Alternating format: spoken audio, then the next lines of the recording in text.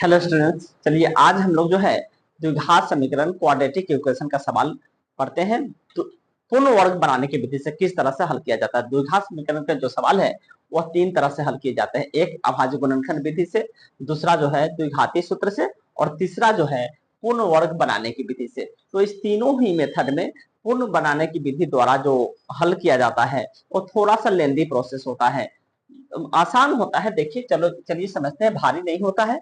तो ये हमारा द्विघात समीकरण 2x² - 7x + 3 और ये बराबर 0, ये आपको द्विघात समीकरण दिया हुआ है। इसको पूर्ण वर्ग बना करके हल करना है। तो चलिए सबसे पहला जो प्रोसेस है, फर्स्ट स्टेप इसका क्या है। मात्र 2 स्टेप आप याद रखिए, 2 से 3 स्टेप, ये जो है एकदम आसान लगने लगा। फर्स्ट स्टेप है कि आपको x² के गुणा में जो भी होगा, जैसे 2 है तो इसको हम 2 से पहले डिवाइड कर देंगे दोनों तरफ।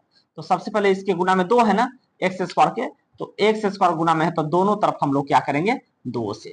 दोनों तरफ क्या करेंगे, दोनों तरफ जो है सबसे पहली बात 2 से क्या कर देते हैं, तो भाग दे देते हैं। भाग देने पर, ठीक है जी, भाग दे देंगे।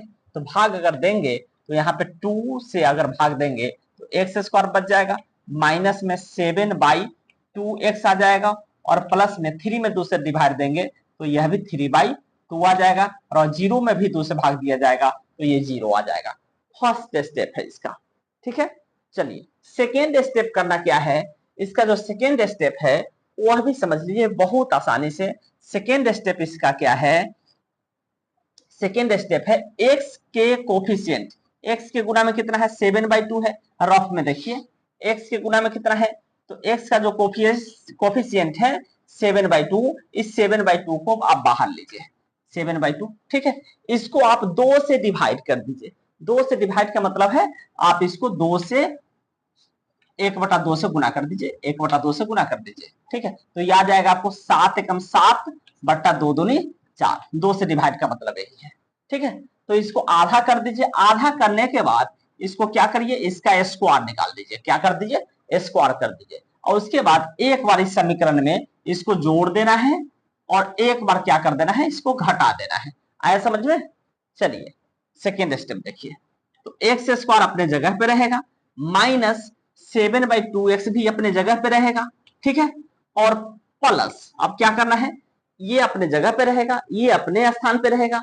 अब करना क्या है कि ये जो 7/4 का होल स्क्वायर है, एक बार जोड़ करना है और एक बार घटाव करना है। तो सबसे पहले 7/4 का होल स्क्वायर क्या करना है, एक बार जोड़ देना है, और एक बार 7/4 का होल स्क्वायर क्या करना है, तो घटा देना है, ठीक है। सेकेंड स्टेप समझिएगा ध्यान से। इसका जो भी x के गुणा में होगा उसका आधा कर देना है। तो आधा करने से 7/2 था ना, इसको आधा किए, मैंने 7 एकम 7/2 दूनी 4 आ गया। इसको एक बार स्क्वायर कर देना है, एक बार जोड़ करना है, एक बार घटाव करना है। तो स्क्वायर करेंगे 7/4 का होल स्क्वायर, देखिए एक बार प्लस करना है और एक बार माइनस करना है। समझ में आया होगा।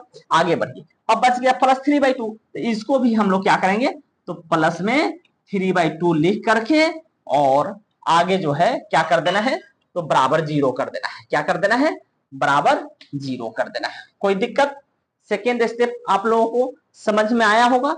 अगर आया तो चलिए आगे देखते हैं एकदम आसानी से। थर्ड स्टेप इसका क्या है, स्टेप बाय स्टेप आप समझिए, एकदम आसान लगने लगेगा। चलिए सेकेंड स्टेप है, यहाँ एक ये जो है x का स्क्वायर है, यहाँ 7/4 का होल स्क्वायर है। आप जो है यहां से लेकर के ये और यहां तक के बदले आप जो है एक तरफ कर लीजिए, स्क्वायर स्क्वायर, और यहाँ पे -7/2, इसको अगर आप तोड़ेंगे तो a माइनस बी के होल स्क्वायर पे टूट जाएगा, यानी a का वैल्यू हो जाएगा x और b का वैल्यू क्या हो जाएगा, माइनस हो तो माइनस होता है, b का वैल्यू 7/4 हो जाएगा, इसका होल स्क्वायर हो जाएगा, ठीक है। x माइनस 7/4, x a के जगह पे है, b के जगह 7/4 है, इसका होल स्क्वायर हो जाएगा, और माइनस बच गया ये, तो 7 × 7 = 49, इसको तोड़ दीजिए, बट्टा 4 × 4 = 16, और प्लस में हो जाएगा 3/2 और बराबर में हो जाएगा 0। कोई दिक्कत यहां तक आप लोग समझने में। चलिए आगे देखिए क्या है, हमारा जो इक्वेशन आया x - 7/4 का होल स्क्वायर माइनस 49/16 + 3/2 बराबर 0। आगे देखिए, अब x - 7/4 का whole square minus implies that, दे दीजिए इधर। अब देखिए इस दोनों का एलसीएम निकालेंगे, एलसीएम निकालेंगे तो कितना आएगा 16 आएगा, तो 16 कम 16 तो 49 से कम 49 हो जाएगा, और प्लस में 2 अठे 16 तो 3 अठे 24 हो जाएगा आपको, ठीक है जी, और ये बराबर 0 हो जाएगा।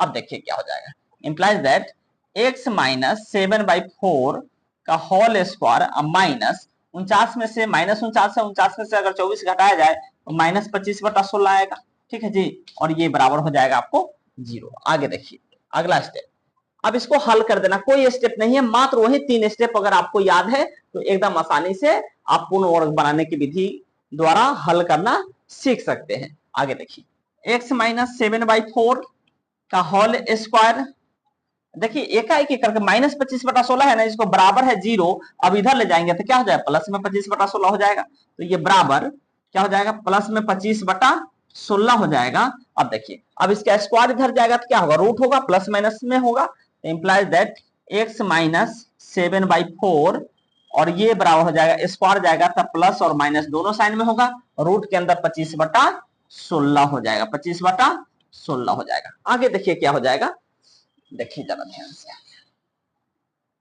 x माइनस 7/4 तो लिखिए इसको x minus 7/4 implies that x minus 7/4 और ये बराबर प्लस माइनस 25 का वर्गमूल होता है 5/16 का होता है 4, ठीक है, तो यहां से इंप्लाइज दैट x बराबर हो जाएगा ये माइनस जो 7/4 है इसको अब इधर ले लेते हैं, प्लस कर देते हैं, तो क्या हो जाएगा आपको, तो ये हो जाएगा प्लस माइनस 5/4 और ये प्लस में 7/4 हो जाएगा। अब देखिए आपको जो है x का जो वैल्यू आएगा इंप्लाइज दैट x बराबर जो आएगा, एक बार प्लस में हम लोग लेंगे 5/4, प्लस में लेंगे 5/4 और प्लस में 7/4, 7/4, इसको अगर जोड़ दिया जाए तो 5 7 12/4 यानी 4 तिहाई के 12 यानी आंसर हो गया आपको 3 निकल गया। दूसरा क्या हो जाएगा आपको इंप्लाइज दैट x बराबर, ये देखिए एक बार माइनस में 5/4 लेंगे, अगर माइनस में हम लोग 5/4 लेते हैं प्लस में फिर 7/4 लेते हैं